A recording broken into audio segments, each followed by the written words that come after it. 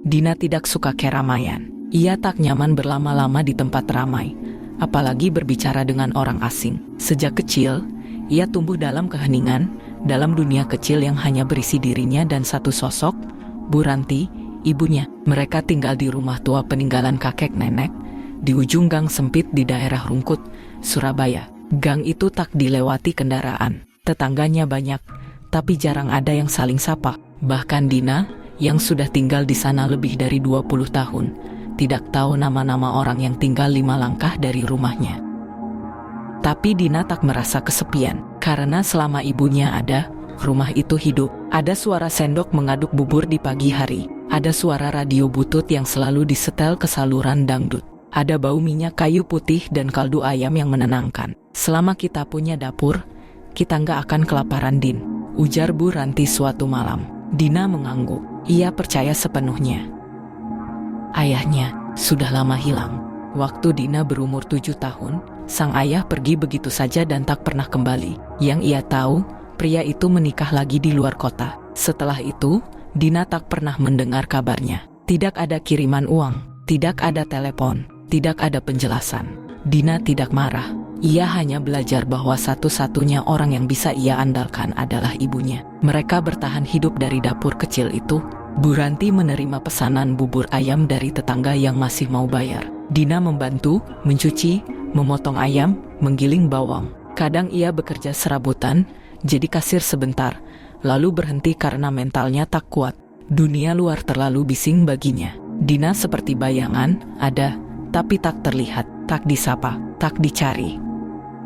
Sampai suatu pagi di akhir bulan itu, dunia kecil Dina berhenti. Ibunya batuk sejak seminggu lalu, tapi tidak mengeluh, cuma kecapekan, katanya. Dina sempat membujuk untuk periksa ke klinik, tapi ditolak mentah-mentah. Mereka tidak punya BPJS. Bu Ranti juga benci jarum suntik. Pagi itu, Dina keluar sebentar untuk beli minyak kayu putih di warung. Saat kembali, ia menemukan ibunya sudah terbaring di ranjang. Wajahnya pucat, mata tertutup, mulut sedikit terbuka, seperti ingin mengatakan sesuatu tapi tak sempat. Tubuhnya sudah dingin. Dina berdiri di ambang pintu, tak menjerit, tak menangis, tak bergerak. Dunia di sekitarnya memudar, suara hilang, waktu membeku. Tidak, ini tidak mungkin. Hari pertama, Dina hanya duduk di samping tubuh ibunya, menggenggam tangan yang mulai kaku, mengelus rambut dengan gerakan yang sama berulang-ulang. Ia tak membuka ponsel, tak menghubungi siapapun. Tidak ada nama yang terpikirkan. Tidak ada orang yang cukup dekat untuk diberitahu. Dan kalaupun ada, untuk apa? Kalau aku kasih tahu, mereka bakal ambil ibu dariku, bawa dia ke rumah sakit, ke pemakaman. Aku bakal sendiri. Aku nggak sanggup. Ia menutup tirai jendela, menyalakan kipas angin, dan duduk diam sampai malam. Hari kedua, ia mulai merawat jasad itu. Dengan air hangat dan handuk bersih, ia membersihkan tubuh ibunya. Ia mengenakan daster bunga-bunga kesukaan Bu Ranti, menyemprotkan sedikit parfum ke pergelangan tangan ibunya, menaburkan bedak tipis di pipi pucat yang tak lagi bernyawa. Ia merapikan bantal, selimut, dan meletakkan bunga melati di sudut ruangan. Lalu kembali duduk, menunggu. Kalau aku jaga dia cukup baik, mungkin dia nggak pergi terlalu jauh. Hari ketiga, bau mulai muncul. Dina mengakali dengan dupa dan bubuk kopi. Ia tak tidur, hanya duduk dan menonton tubuh ibunya, takut kalau napas itu muncul kembali. Tapi tidak, yang muncul justru suara-suara kecil di kepalanya. Suara ibunya, samar, seperti di ujung gang. Dina, kamu belum makan. Ini, sarapan dulu. Nanti sakit. Ia tersentak bangun dari duduknya. Tubuhnya gemetar. Tanpa pikir panjang, ia ke dapur, membuat bubur ayam seperti biasa. Kaldu ayam, daun salam, seledri, suiran ayam rebus. Tangannya masih hafal takaran. Bubur itu ia bawa ke kamar dengan hati-hati. Ia duduk di tepi ranjang, mengaduk pelan, meniup sendok. Lalu, ia suapkan bubur itu ke bibir ibunya. Bubur jatuh ke pipi. Dina menyeka dengan tisu, menyuap lagi, sampai akhirnya ia menangis diam-diam, masih mengaduk, masih berharap. Hari keempat, Dina terbangun dari tidur singkat dengan nafas terengah. Ia bermimpi rumahnya gelap, tapi dari dapur terdengar suara sendok mengaduk bubur. Dan ada seseorang, yang sangat ia kenal memanggil namanya. Kalau kamu nggak bisa hidup tanpaku Dina, temui dia di rumah ujung gang. Tapi jangan ragu, jangan pernah ragu. Saat bangun, Dina tidak bertanya apakah itu mimpi, halusinasi, atau bisikan setan. Yang ia tahu, ia tidak akan kehilangan ibunya. Tidak sekarang, tidak pernah. Dina memandangi dirinya di cermin kamar mandi yang sudah mulai buram. Matanya sembab, kulitnya pucat, dan rambutnya lepek menempel di dahi. Tapi ia tak memperdulikan itu. Di tangannya ada termos bubur yang baru ia masak. Tangannya sedikit gemetar saat menutup-tutupnya. Hari ini, ia akan pergi. Malam sebelumnya, mimpi itu datang lagi. Tapi kali ini lebih jelas. Ibunya duduk di dapur, mengenakan daster bunga-bunga, mengaduk bubur sambil bersenandung. Dina tak bisa mendengar liriknya, tapi tahu iramanya, lagu masa kecil yang sering dilantunkan sebelum tidur. Jangan lama-lama Din, kata Bu Ranti dalam mimpi. Sebelum baunya terlalu kuat, sebelum orang tahu. Ketika Dina terbangun, dadanya sesak. Untuk pertama kalinya sejak ibunya meninggal, Dina membuka pintu rumah. Gang sempit di pagi hari tidak ramai. Beberapa ibu-ibu menyapu halaman, tukang sayur melintas tanpa berhenti. Dina berjalan perlahan, termos bubur dalam tas belanja, matanya menunduk, langkahnya nyaris tak bersuara. Ia tak tahu kemana tepatnya harus pergi. Tapi di ujung gang, ada satu rumah yang sejak kecil selalu dikatakan anak-anak sebagai rumah larangan. Letaknya sedikit tersembunyi, tertutup pohon jambu yang daunnya lebat bahkan di musim kemarau. Rumah itu nyaris tidak pernah terbuka. Halamannya sempit dan dipenuhi tanaman liar. Dindingnya penuh jamur dan lumut. Jendelanya selalu ditutup tirai gelap. Orang-orang bilang rumah itu kosong, tapi tidak bagi Dina. Ia tiba di depan pagar rumah itu. Tak ada nama, tak ada lonceng. Hanya pintu kayu yang mulai lapuk dan sebuah tanda kecil yang tergantung di salah satu pohon. Jangan datang kalau ragu. Dina menarik napas. Ia ingat suara ibunya dalam mimpi. Jangan pernah ragu. Ia dorong pintu pagar itu, berderit perlahan. Tidak terkunci. Langkah kakinya menyentuh tanah halaman yang lembab. Rerumputan menggigit betisnya. Bau tanah basah dan kemenyan samar-samar tercium. Ia berdiri di depan pintu utama. Diam, menunggu. Lalu, pintu itu terbuka sendiri. Seorang perempuan tua berdiri di ambang pintu. Tubuhnya kecil, mengenakan kebaya hitam. Rambut disanggul rapi meski sebagian sudah memutih. Matanya sipit, namun tajam, seperti bisa menembus kulit dan melihat apa yang tersembunyi di baliknya. "Kamu Dina?" katanya datar, bukan bertanya. Dina mengangguk perlahan. "Sudah waktunya ya, ibumu sudah menunggumu dari tadi malam." Dina tercekat, air matanya langsung menggenang. "Masuk, jangan lama-lama di luar. Ini urusan yang tidak boleh dilihat mata kosong." Di dalam rumah, suasana lebih gelap dari yang seharusnya. Jendela ditutup rapat, bau dupa dan minyak cendana menggantung di udara. Di dinding tergantung foto-foto tua hitam putih, sebagian kabur oleh waktu. Di pojok ruang tamu ada altar kecil, terdapat kendi tanah liat, sesajen bunga, dan mangkuk berisi bubur yang sudah menghitam. "Namaku Mbok Srini," ucap perempuan tua itu. "Dulu aku teman ibumu, waktu dia masih gadis. Tapi bukan teman biasa." Ia menunjuk termos bubur di tangan Dina. "Bubur itu untuk dia." Dina mengangguk, ragu. "Bagus, naluri kamu sudah mulai terbuka. Kamu memang anaknya." Mbok Srini mempersilahkan Dina duduk di atas tikar pandan. Ia sendiri duduk bersila, membelakangi altar. "Kamu tahu kenapa ibumu masih datang ke mimpimu?" Dina diam, tak berani menjawab. "Karena kamu belum melepas dia." Tapi bukan hanya itu. Dia juga belum selesai. Arwah yang belum selesai. Bisa ditahan, bisa dibantu pulang. Tapi kalau kamu ingin lebih dari itu, ingin dia kembali ke tubuhnya, itu tidak biasa, itu melawan alam. Dina berbisik, saya cuma nggak bisa kehilangan dia." Mbok Srini diam lama, matanya menerawang.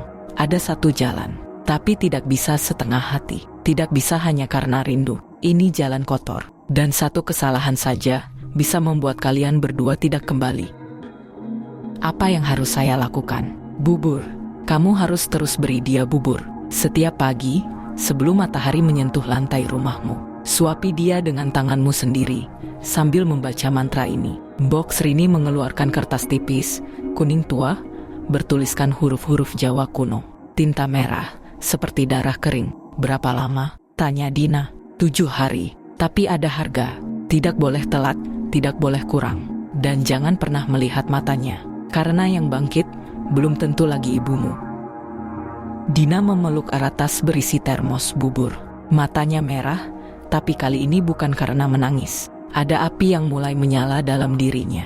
Bukan api harapan, lebih seperti obsesi. Keyakinan bahwa yang mustahil bisa menjadi nyata. Kalau ia cukup setia, kalau ia cukup berani. Dan memang, sejak hari itu, sesuatu dalam dirinya berubah. Ia pulang, dan ia mulai memberi makan jenazah ibunya dengan ritual. Hari keempat, langit masih kelabu, tapi Dina bangun lebih awal dari biasanya. Jam dinding tua di dapur menunjukkan pukul 4 pagi. Angin dari jendela yang tak sepenuhnya tertutup membuat tirai kamar melambai pelan. Dingin, sunyi, ia tidak peduli. Sejak ia pulang dari rumah Mbok Srini, waktu seolah berhenti berputar. Dunia luar tidak lagi penting. Yang penting hanya satu, ibunya. Dan bubur ayam itu. Ia sudah hafal urutannya. Rebus kaldu ayam kampung, tambahkan daun salam, tumis bawang putih, jahe, dan sedikit kunyit. Masukkan beras, aduk perlahan. Jangan terlalu cair, jangan terlalu asin, karena ibunya suka yang lembut tapi gurih. Lalu satu hal yang selalu ia lakukan terakhir, meludahi bubur itu, bukan karena jijik, tapi karena Mbok Srini berkata, dari ludahmu, tubuhnya akan mengenalmu. Dina membawa bubur itu ke kamar ibunya. Jasad Bu Ranti masih berbaring di ranjang, diselimuti kain batik. Wajahnya pucat kekuningan. Dahi dan pipinya mulai mengerut seperti tanah kering, namun mata itu, mata yang tertutup rapat, belum membusuk. Entah kenapa, setiap hari, Dina bersihkan tubuh itu dengan air mawar dan alkohol. Ia ganti bajunya, menyisir rambutnya, bahkan menaburkan bedak dingin ke leher dan lengan. Dan tentu saja, ia beri makan. Dina duduk di sisi ranjang. Ia menyendokkan bubur ke sendok kecil, meniupnya pelan, lalu membuka bibir ibunya dengan 2 jari. Bibir itu lembek, dingin, dan berbau seperti besi karat. Perlahan, ia masukkan bubur itu ke dalam mulut mayat ibunya. Tidak ada reaksi, tapi ia tetap melakukannya, sendok demi sendok, setiap pagi, dengan penuh kelembutan, dengan mantra yang ia hafal di luar kepala, walau tidak tahu artinya. Hari itu, ketika ia menaruh sendok kelima, perut ibunya berbunyi. Dina terdiam. Tangan yang memegang sendok berhenti di udara. Matanya menatap tubuh ibunya. Tak ada gerakan, tapi bunyi itu jelas. Suara yang dalam dan basah, seperti cairan yang bergerak dalam wadah tertutup. Perut itu bergerak, sangat pelan, seperti ada sesuatu yang mendorong dari dalam. Dina menahan napas. Ia mendekatkan telinganya ke perut ibunya. Tak ada apa-apa, lalu seperti kuku menggaruk dari balik rongga dada. Dina mundur, hampir menjatuhkan mangkuk bubur. Matanya melebar, tapi tidak ada rasa takut. Yang ada hanya harapan. Bu, ibu, itu ibu kan? Hari kelima, Dina mendengar sesuatu dari kamar saat tengah malam. Awalnya seperti suara angin, tapi makin lama makin jelas, suara mengunyah. Ia berlari ke kamar ibunya. Lampu masih menyala. Bubur di meja sudah dingin. Tapi ada sesuatu yang aneh. Sendoknya pindah posisi, dan mangkuknya lebih kosong dari sebelumnya. Dina memeriksa mulut ibunya. Ada sisa bubur di ujung lidah, tapi bukan itu yang membuatnya gemetar. Di ujung bibir Bu Ranti, ada sesuatu. Kulit ayam. Padahal bubur yang ia buat tadi pagi tidak pakai kulit ayam. Ia yakin. Ia bahkan membuangnya ke tong sampah. Ia ingat jelas karena selalu jijik dengan teksturnya yang licin. Dina memejamkan mata. Ibu, mulai makan sendiri ya, katanya pelan. Ia duduk di lantai, bersandar di dinding, dan tersenyum kecil. Tangisnya menetes perlahan. Ia merasa benar-benar tidak sendiri lagi. Hari ke-6, Dina tak sempat memasak pagi itu. Perutnya mual, matanya nyeri. Sudah 2 hari ia tak tidur. Tapi sebelum jam 5, ia tetap pergi ke dapur dan memanaskan bubur sisa kemarin. Ia bergegas ke kamar ibunya. Dan saat membuka pintu, ia melihat sesuatu yang tidak pernah ia bayangkan. Ibunya duduk. Tubuh mayat itu, yang selama ini terbaring kaku, kini bersandar di ranjang. Kepala menunduk, mulut terbuka sedikit, leher miring ke kiri. Tapi yang paling membuat Dina hampir muntah adalah isi perutnya, sebagian kecil, keluar dari pusar. Seperti usus halus yang melilit, tapi bukan daging merah. Warna abu-abu gelap, basah, bergerak pelan, seperti cacing. Dan terdengar suara samar. Dina? Dina terjatuh, bubur tumpah ke lantai. Tangannya gemetar, tapi sekali lagi, bukan rasa takut yang menguasainya, melainkan keyakinan. Ibu butuh lebih banyak, ibu butuh makan lagi. Ya bu, besok Dina masak yang lebih banyak. Ia tidak lari, tidak teriak. Ia membersihkan lantai, menyekat tangan ibunya, dan membetulkan posisi duduk jenazah itu agar lebih nyaman. Malam itu, Dina duduk di tepi ranjang, membacakan mantra. Matanya merah, tangannya gemetar, tapi wajahnya damai. Dan ketika tengah malam datang, suara dari perut ibunya kembali terdengar. Tapi kali ini, suara itu tertawa. Hujan turun deras malam itu, lebih deras dari malam-malam sebelumnya. Petir menyambar di kejauhan, dan setiap kilat yang muncul menyorot dinding ruang tamu rumah Dina seperti bayangan tenda sirkus yang menakutkan. Jam di dinding menunjukkan pukul 23.47. Dina masih duduk di lantai kamar ibunya. Wajahnya letih, mata merah karena begadang. Di hadapannya, jasad Bu Ranti masih duduk bersandar di ranjang. Mata yang kosong itu sudah setengah terbuka. Pupil mengarah ke langit-langit, tapi kaku. Dina tidak takut. Ia justru semakin yakin sesuatu sedang tumbuh, berkembang. Mbok Srini bilang proses ini tidak akan instan. Tubuh mati butuh waktu untuk mengenali jiwa yang dipanggil pulang. Dan suara dari dalam perut itu, yang kini semakin sering muncul, adalah tanda bahwa jiwa ibunya belum pergi sepenuhnya. Pukul 00.03, ketukan pertama terdengar. Dina mendongak. Ketukan itu tidak keras, bahkan seperti ragu-ragu, tapi jelas berasal dari pintu depan. Dina mematung selama beberapa detik. Tak ada yang pernah datang ke rumahnya malam-malam begini. Bahkan siang hari pun tidak. Suara itu datang lagi, lebih tegas. Dina berdiri perlahan. Jantungnya berdebar, tapi bukan karena takut, melainkan karena tak rela diganggu. Rumah ini miliknya dan milik ibunya. Tak ada orang lain yang berhak tahu. Ia melangkah keluar kamar, menuruni anak tangga kecil menuju ruang tamu. Ketika ia membuka pintu, yang berdiri di sana bukan polisi, bukan tetangga, bukan orang gereja atau aparat RT. Yang berdiri di sana adalah seorang anak kecil. Gadis kecil, sekitar usia 7 tahun, memakai daster tidur bergambar kelinci, tapi basah kuyup. Rambutnya menempel di pipi, dan matanya memandang ke arah Dina tanpa ekspresi. "Kamu siapa?" tanya Dina perlahan. Anak itu diam, tidak menjawab. Dina melihat sekeliling, tak ada orang lain, tak ada suara kendaraan, hanya hujan dan suara gemuruh jauh di langit. "Rumahmu di mana?" "Kamu tersesat." Anak itu mengangkat tangan, menunjuk ke dalam rumah Dina. Langkah kecilnya maju, melewati Dina, dan masuk. Dina membeku. Rasanya seperti udara di sekelilingnya membeku, tapi tubuhnya bergerak sendiri, menutup pintu, lalu mengikuti gadis itu ke ruang tengah. Anak kecil itu berhenti di depan kamar Bu Ranti. Ia memutar kepalanya ke arah Dina dan berkata pelan, "Sudah 2 malam, dia makan dari lantai." Dina tercekat. "Apa maksudmu?" tanyanya dengan suara gemetar. Anak itu menatap langsung ke matanya. "Ibumu sudah tidak suka bubur. Dia suka darah sekarang." Dina menggeleng. Ia mundur setapak, tenggorokannya tercekat, tapi ia mencoba tertawa, meski sumbang. "Kamu siapa? Kamu anak siapa? Kamu belum lihat?" "Ya," bisik si anak. "Dia bangun tadi pagi, tapi kamu masih tidur." Dina lari ke kamar. Pintu terbuka, tempat tidur kosong, selimut tergulung, dan di lantai kayu, ada jejak kaki basah menuju dapur. Dina mengejar ke dapur. Lampunya mati. Ia menyambar senter dari rak dekat kompor dan menyalakannya. Cahaya kecil itu menyapu ruang sempit yang lembab dan sunyi. Dan di pojok ruangan, ia melihatnya, Bu Ranti. Atau sesuatu yang dulu adalah Bu Ranti. Jasad itu jongkok, membelakangi Dina. Rambutnya menjuntai, punggungnya mengelupas, memperlihatkan kulit keabu-abuan yang mengeras. Tangannya memegang sesuatu, seekor kucing mati, terkoyak dari perutnya. Dina menutup mulutnya, lututnya lemas. Makhluk itu menoleh perlahan ke arah Dina. Kepalanya miring, lehernya bunyi.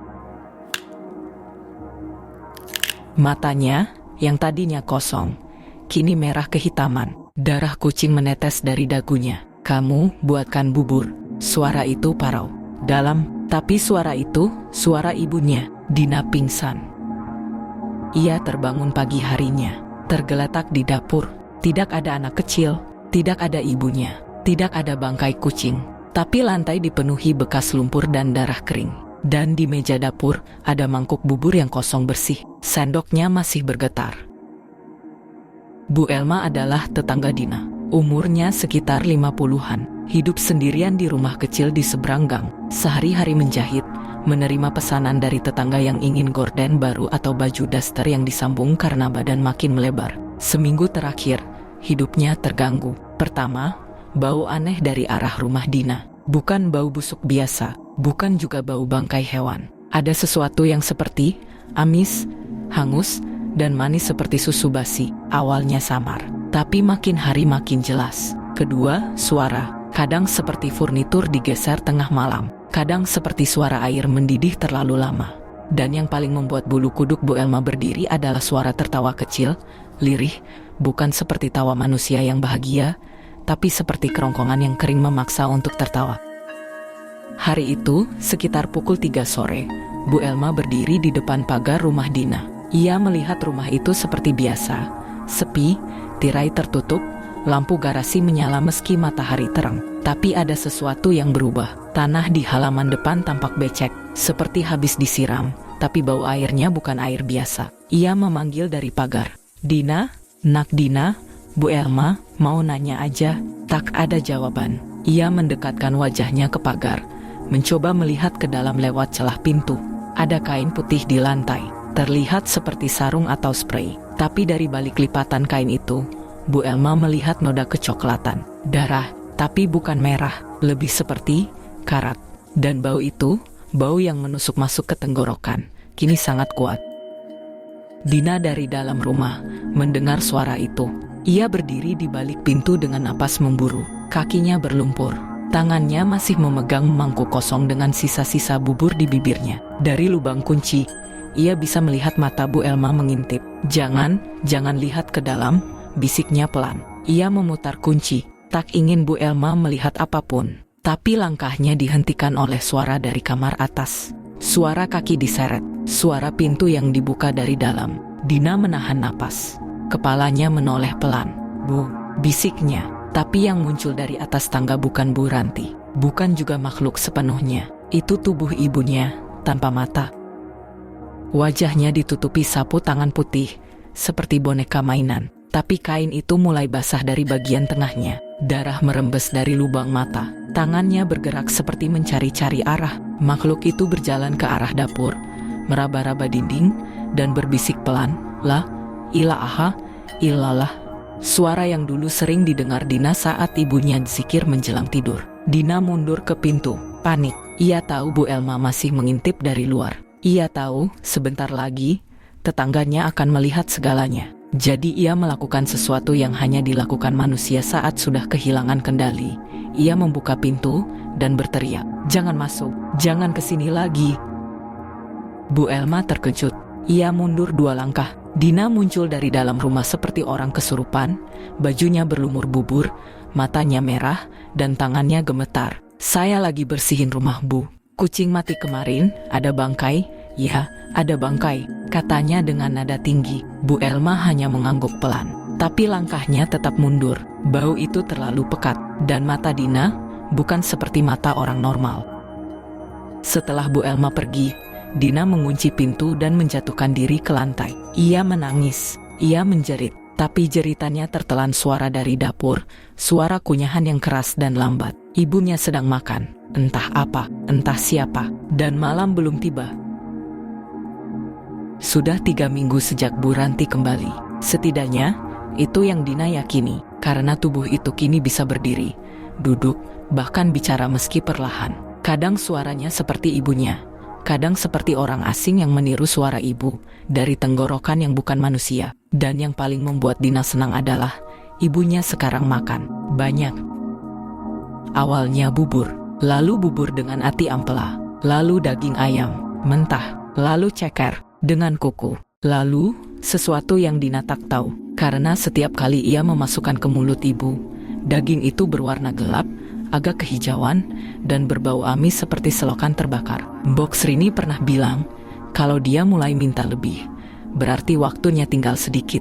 Dia lapar karena bukan hidup, tapi belum juga mati. Dina tidak peduli. Baginya, setiap suapan yang diterima dengan senyum adalah bukti cinta. Bukti bahwa ibunya masih ada, tapi suatu malam, sesuatu berubah. Ibunya duduk di kursi makan. Rambutnya makin panjang dan kusut. Beberapa bagian kulit wajah mulai mengelupas, tapi matanya kini terlihat lebih aktif. Gerakannya lebih cepat. Tangan kirinya mulai bisa menggenggam sendok. Dina sedang mengaduk semangkuk bubur dengan potongan daging entah apa, ketika tiba-tiba ibunya menatap tajam dan mengatupkan mulut. "Ayo Bu, buka mulut dong. Ini kesukaan ibu, kan?" Tubuh itu menggeleng. Dina tertawa gugup. "Kok nggak mau? Ini bubur loh." Tapi ibunya mengangkat tangan dan menunjuk mulutnya. Lalu ia bersuara, perlahan dan nyaris tak terdengar, "Gigi, nggak ada." Dina terpaku, tubuhnya gemetar. Bukan karena takut, tapi karena terpukul. Ibunya merasa kurang nyaman, tak bisa mengunyah, tak bisa menikmati makanan, dan seorang anak harus membuat ibunya nyaman, bukan? Malam itu, Dina tidak tidur. Ia duduk di kamar sambil membuka ponsel dan mencari sesuatu yang tak masuk akal. Cara pasang gigi palsu di rumah. Gigi manusia mati bisa dipasang ulang. Dokter gigi ilegal Surabaya malam hari. Cara bikin gigi tiruan dari tulang ayam. Tapi tak ada yang cocok. Sampai ia membaca satu kalimat dari forum hitam. Roh yang ditambatkan tak butuh gigi dari pasar. Ia butuh gigi dari tubuh yang hidup, agar bisa menggigit dunia lagi. Keesokan harinya, Dina pergi ke pasar pagi. Ia membeli bubur ayam seperti biasa. Tapi kali ini, ia juga menyelipkan sesuatu dari saku jaketnya, sebatang tang kecil dan satu kantong kapas alkohol. Ia kembali ke rumah, menyuapi ibunya sambil menangis pelan. "Maaf ya Bu, maaf kalau kemarin kurang lembut. Sekarang Dina udah tahu solusinya." Ibunya menatapnya, lalu membuka mulutnya sedikit. Gusi berdarah, lidah kehitaman, tapi sudut bibirnya tersenyum. Dina menarik napas dalam-dalam, lalu menggenggam tang kecil itu, mengarahkan ke giginya sendiri. 1. Sakit, darah memuncrat. 2. Dina mulai menangis. 3. Gigi pertama untuk ibu. Seminggu kemudian, Bu Ranti bisa mengunyah. Suara krek-krek-krek di meja makan terdengar setiap malam. Gigi itu tak pas, tapi cukup untuk menghancurkan tulang lunak ayam. Dan setiap malam setelah makan, ibunya berkata, "Terima kasih, Dina." Lalu bersandar, seolah tidur, seolah damai. Dina tak tahu kalau ibunya kini sering terbangun tengah malam.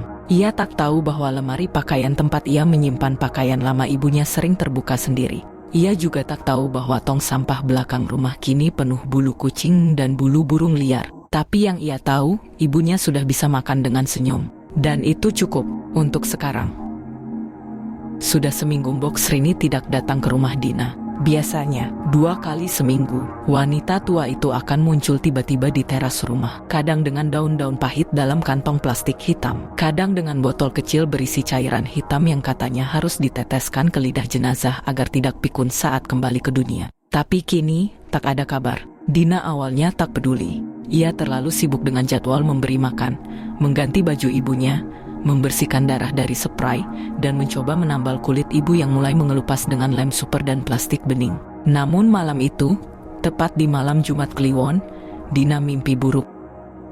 Dalam mimpinya, ia berdiri di tengah jalan setapak gelap. Di depannya ada pondok reyot, dinding kayunya hitam, dan bau tanah basah menusuk hidung. Dari dalam pondok terdengar suara gamelan, tapi dimainkan lambat, sumbang, seperti diputar di dunia yang terbalik. Dina berjalan mendekat. Pintu pondok terbuka perlahan, dan di sana ia melihat Mbok Srini bersimpuh di depan boneka kain yang tampak seperti Bu Ranti, hanya lebih kecil dan basah. Boneka itu digantung dengan tali merah, dan dari bawahnya menetes darah, menimpa mangkuk bubur ayam di lantai. Mbok Srini menangis.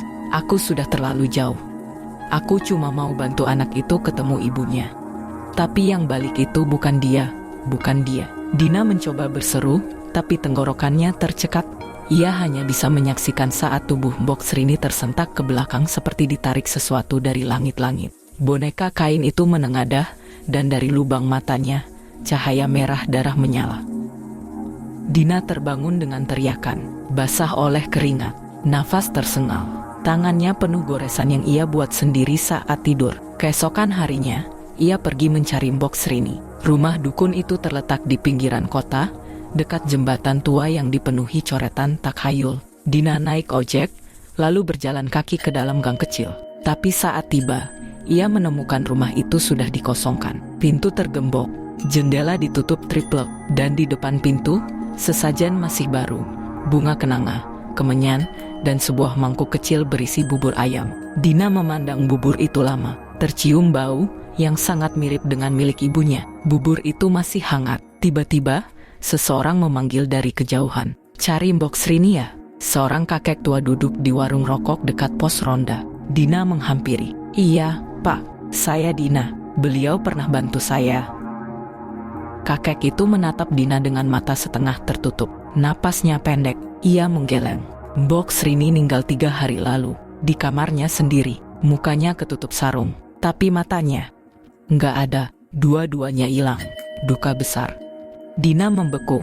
"Maksud Bapak, beliau mati?" "Iya, tapi anehnya, badannya masih hangat. Katanya sebelum meninggal, dia ngigau. Katanya, anak itu salah.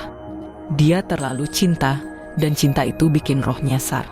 Kakek itu memandang Dina, lalu meludah ke tanah. Ia menatap langit mendung sejenak, dan berkata lirih, "Kadang, yang terlalu rindu, nggak sadar bahwa yang mereka peluk, bukan yang mereka tunggu."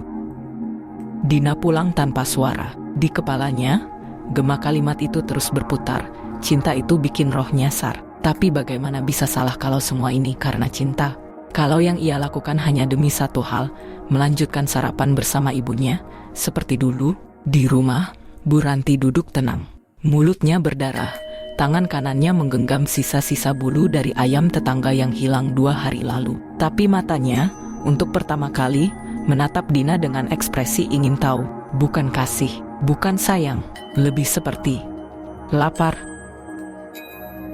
Pagi itu hujan turun tipis, seperti tirai kabut yang enggan terangkat dari bumi. Dina duduk diam di ruang makan, memandangi mangkuk bubur ayam yang baru ia buat. Kali ini, buburnya encer. Tangan Dina gemetar saat menuangkan kaldu. Ia sudah tidak tidur selama 2 hari. Matanya cekung, urat di lehernya menegang. Di dalam kamar, terdengar suara seperti cakar menggaruk dinding. Bukan sekali, tapi terus-menerus, ritmis, seperti pola. Suara itu bukan berasal dari tempat tidur ibu, tapi dari bawah lantai. Beberapa hari lalu, Dina menemukan jejak lumpur dan bulu di ujung kamar mandi. Saat mengikuti arah jejak, ia menyadari ubin di dekat lemari tua agak terangkat. Malam sebelumnya, ia melihat ibunya berjalan ke arah sana dan diam berdiri selama setengah jam penuh, seperti mendengarkan bisikan dari lantai. Kini suara dari balik ubin itu terdengar lebih jelas, memanggil namanya. Suara itu bukan seperti bisikan halus, tapi seperti suara seseorang yang tidak punya lidah. Dina tak tahan lagi. Ia ambil pisau besar dari dapur dan mulai mencongkel ubin. Satu demi satu, tangan kirinya berdarah karena tertusuk pecahan keramik. Tapi ia terus menggali, hingga ia menemukan pintu kecil dari kayu tua. Pintu itu tak lebih besar dari tubuh anak kecil. Ada ukiran kuno di kayunya, gambar lingkaran dan tangan manusia yang mengatup di atas mangkuk. Dina membuka pintu itu perlahan. Gelap, pengap, tapi dari dasar lubang muncul aroma bubur ayam basi dan bau darah mentah. Dan suara itu lagi. "Dina, lapar." Seketika itu juga, tubuh Dina ditarik. Sesuatu mencengkeram bahunya. Ibunya berdiri di belakang. Matanya putih semua. Mulutnya sobek sampai ke pipi. Tapi ia tersenyum. "Jangan ganggu yang di bawah. Ibu sudah atur semuanya." Dina mencoba kabur, tapi tubuhnya tak bisa bergerak. Kakinya lemas. Pingsan seketika. Keesokan paginya, Dina terbangun di tempat tidur. Lehernya perih, seperti habis disayat. Di sebelahnya, ibu duduk sambil menyisir rambut yang rontok satu persatu. "Kau demam semalam, ibu rawat kamu." Tapi kamu jangan penasaran lagi ya. Suara dari lantai itu bukan buat kamu. Dina mengangguk lemah, tapi diam-diam ia menyentuh lehernya. Ada bekas jahitan kasar di sana, dan yang membuatnya semakin takut. Ia merasa tidak bisa menelan air liur. Malamnya, Dina bermimpi. Ia melihat dirinya sendiri berdiri di luar rumah, memandangi jendela tempat Bu Ranti duduk. Tapi ada satu hal yang tidak masuk akal. Dina yang di luar sedang menangis, dan Dina yang di dalam sedang menyuapi dirinya sendiri dengan bubur ayam. Siapa dirinya yang asli? Pagi itu langit pucat, matahari seperti enggan menyinari rumah itu. Dina bangun dengan rasa berat di tubuhnya, seolah-olah semalaman ia menarik sesuatu yang sangat besar dan dingin. Ketika ia mencoba berdiri, ia merasa kasur sedikit miring. Kaki ranjang sebelah kanan seperti menggantung, seakan ada rongga di bawahnya. Rongga yang mengeluarkan bau amis dan hangat.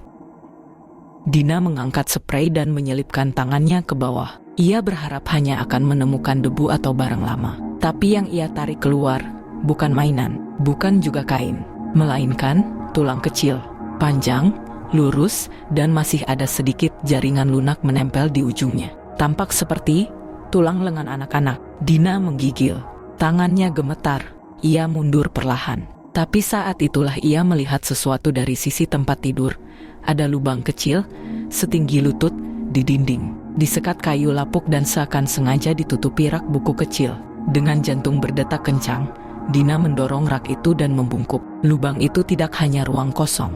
Di dalamnya ada puluhan tulang. Tulang-tulang kecil, rapi tersusun. Ada yang masih lengkap dengan sisa rambut. Ada tengkorak kecil yang giginya belum tumbuh semua. Astagfirullah.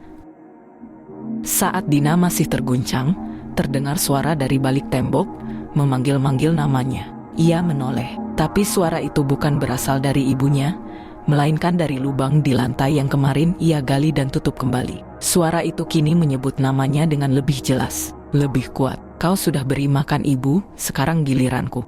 Dan kau sudah tahu siapa? Ingatan Dina mendadak mengalir deras seperti banjir. Doa-doa yang diajarkan Box Rini. Tatapan aneh Bu Ranti yang penuh iba. Bekas darah di bawah lemari. Suara mengunyah tengah malam, bukan hanya dari satu mulut. Semua potongan itu akhirnya menyatu. Yang ia beri makan selama ini bukan hanya ibunya. Ada makhluk lain di dalam rumah, di bawah lantai, di dalam dinding. Dan ibunya hanya perantara, boneka. Dina teringat, ia belum pernah benar-benar membaca seluruh isi buku tua peninggalan Box Rini. Ia ambil buku itu dari dalam lemari, dan di balik halaman paling akhir, terlipat surat kecil bertuliskan, jika tubuh sudah dipinjam, jangan biarkan ia kenyang. Ia akan tumbuh, berubah, dan menolak tidur kembali. Dan yang paling parah, ia akan mencuri wajah orang yang kau cintai, lalu meminta bagian tubuhmu sebagai ganti. Saat itu terjadi, hanya satu jalan, beri bubur terakhir. Bubur dari dagingmu sendiri, dengan cinta dan doa. Dina menatap mangkuk bubur di meja makan. Ia tahu malam ini, ia harus memutuskan. Ia harus berhenti menipu diri sendiri. Ini bukan tentang menyelamatkan ibunya. Ini tentang mengembalikan sesuatu yang tak semestinya diberi tempat di dunia. Malam itu hujan turun tanpa suara. Langit gelap. Awan menutupi bulan sepenuhnya. Di dapur kecilnya yang remang, Dina berdiri memandangi panci yang mengepul. Tangannya gemetar saat mengaduk kaldu. Kali ini ia tidak memakai ayam, bukan juga ceker kesukaan ibunya. Ia berdiri dalam diam, menatap mangkuk kosong yang akan ia isi. Lalu, ia mengambil pisau kecil dan membuka gulungan kain perban dari tangannya sendiri. Luka jahitan yang masih basah terlihat jelas. Dengan napas bergetar, ia mulai memotong daging dari pangkal lengannya sendiri. Bismillah, ya Allah, ampuni aku. Setiap irisan terasa seperti merobek nyawanya sendiri. Tapi ia tetap berdiri. Karena malam ini bukan untuk menyuapi hantu. Malam ini untuk mengembalikan apa yang telah salah. Setelah bubur siap, Dina membawanya ke kamar. Ibu sudah duduk di tempat tidur. Wajahnya pucat, tapi senyum yang ia lemparkan bukan senyum seorang ibu. Itu senyum makhluk yang lapar. Bau harum sekali. Dina, kamu tahu ibu suka bubur. Dina duduk di sampingnya. Dengan tangan yang berlumur perban, ia menyuapkan sendok pertama. Makhluk itu melahapnya seperti binatang. Ia tidak mengunyah, hanya menelan. Sendok kedua, ketiga, keempat, setiap sendok membuat tubuhnya bergetar, berdenyut, membesar. Urat-urat gelap mulai muncul dari leher hingga ke pelipis. Daging ini enak sekali. Dina makin pintar masak, ya, tapi suaranya sudah bukan suara manusia. Terdengar seperti dua suara yang bicara bersamaan. Satu suara ibunya, satu lagi, jauh lebih tua, lebih dalam. Pada sendok terakhir, Dina menyuapkan potongan kecil daging paling lunak, bagian dari lidahnya sendiri yang ia potong diam-diam sebelum memasak. Ini yang terakhir, Bu. Makhluk itu menelan. Seketika tubuhnya terdiam, matanya membelalak. Kulitnya mulai merekah, seperti lapisan yang terlalu sempit untuk makhluk di dalamnya. Kau tahu apa yang kau lakukan, manusia kecil?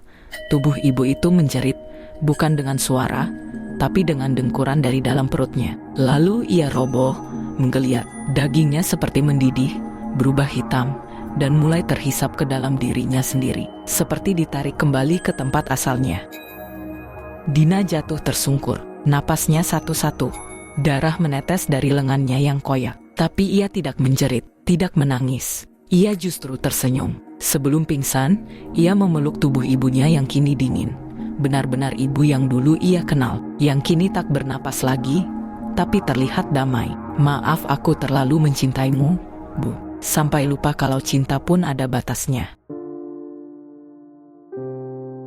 Beberapa hari kemudian, warga mendobrak pintu rumah Dina karena mencium bau busuk. Di ruang makan, mereka menemukan dua jasad. Seorang perempuan muda dengan luka besar di tangan, tersenyum dalam posisi duduk bersila. Dan di sampingnya, seorang wanita tua, wajahnya damai seperti tidur, dengan mangkuk bubur kosong di pangkuannya.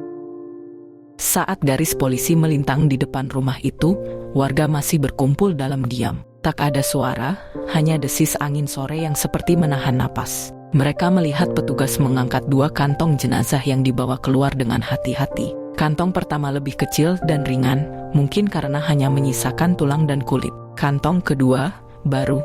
Tubuh itu belum lama mati. Masih ada warna pucat di wajahnya. Di tangannya, perban besar yang telah kotor oleh darah mengering. Di ruang makan, mangkuk bubur ayam itu masih tergeletak, kosong. Tak ada catatan, tak ada pesan terakhir. Hanya keheningan yang menjawab semua pertanyaan. Tetangga-tetangga yang selama ini tak pernah peduli, kini berdiri membisu, menyatukan potongan kisah yang tak sempat mereka dengarkan, seorang anak yang kehilangan, seorang ibu yang tak pernah kembali, dan sebuah mangkuk bubur yang tetap dimasak, bahkan setelah kematian. Di antara bisik-bisik warga, ada satu kalimat yang terdengar pelan, entah siapa yang pertama mengucap